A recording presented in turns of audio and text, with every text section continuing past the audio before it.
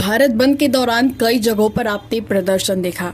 जो प्रदर्शनकारी थे उन्होंने अलग अलग तरीकों से प्रदर्शन किया और अपने हक की आवाज उठाई। ऐसे में हम आपको अपने स्क्रीन पर बिहार के गोपालगंज से एक तस्वीर जो निकलकर सामने आ रही है उसे दिखाना चाहेंगे। ये जो ताजा तस्वीर गोपालगंज से निकलकर सामने आ रही है, जहां पर स्कूल के बस में जिस तरीके से आग लगी है, उसके बगल में जो एम्बुलेंस की गाड़ी खड़ी है, दोनों को देखकर आप अंदाजा लगा सकते हैं कि अगर कोई दुर्घटना हो जाती है तो इसकी जिम्मेदारी कौन लेगा।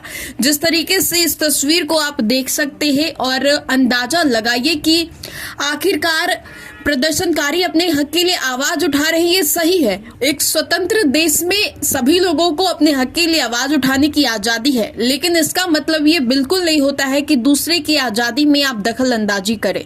जिस तरीके से बस में जो स्कूल के बच्चे बैठे हुए, छोटे छोटे बच्चे बैठे हुए हैं, अगर उनके साथ कोई अनहोनी हो जाती है तो क्या इसकी जिम्मेदारी ये प्रदर्शनकारी लेंगे? क्या इसकी जिम्मेदारी ये बिहार सरकार लेंगे, जिसकी वजह से कह सकते हैं कि कोई बड़ा दुर्घटना हो? जो विरोध प्रदर्शन किया जा रहा है, अगर कोई दुर्घटना हो जाती है इन बच्चों के साथ तो कोई इनकी जिम्मेदारी नहीं लेगा। लेकिन प्रदर्शनकारियों ने जिस तरीके से एक चलते स्कूल बस के पिछले पहिए में आग लगा दिया, इसको देखकर सभी लोगों को ये सोचना चाहिए कि प्रदर्शन की आग इतनी भी ज्यादा नहीं होनी चाहिए कि आप किसी की जिंदगी और जान को ले ले।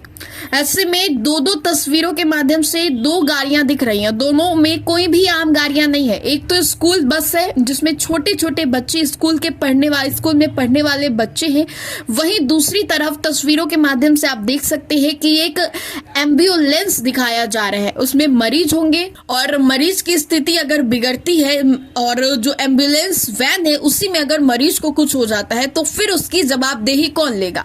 ऐसे में प्रदर्शनकारियों को इस बात की समझ होनी चाहिए कि प्रदर्शन करना कोई गलत बात नहीं है, ये उनका अधिकार है और अपने अधिकार के लिए आवाज उठाना बखूबी ये सही है। लेकिन जिस तरीके से बच्चे हैं स्कूल बस में बैठे हुए, आपके घर में भी बच्चे होते होंगे, हमारे घर में भी बच्चे हैं, लेकिन जिस तरीके से प्रदर्शनकारियों ने इस बात को नजरअंदाज करते हुए स्कूल बस के पिछले पहिए में ही आग लगा दिया, इससे देखकर आप अंदाजा लगा सकते हैं कि ये आंदोलन में तब्दील हो सकता है। अगर कोई दुर्घटना हो जाती तो कह सकते हैं कि देश में फिर से एक बड़ा बवाल हो जाता। लेकिन मिली जानकारी के अनुसार हम आपको बता दें कि स्कूल बस में किसी भी बच्चे को कोई नुकसान नहीं हुआ और साथ ही साथ स्कूल बस को भी कोई नुकसान नहीं हुआ।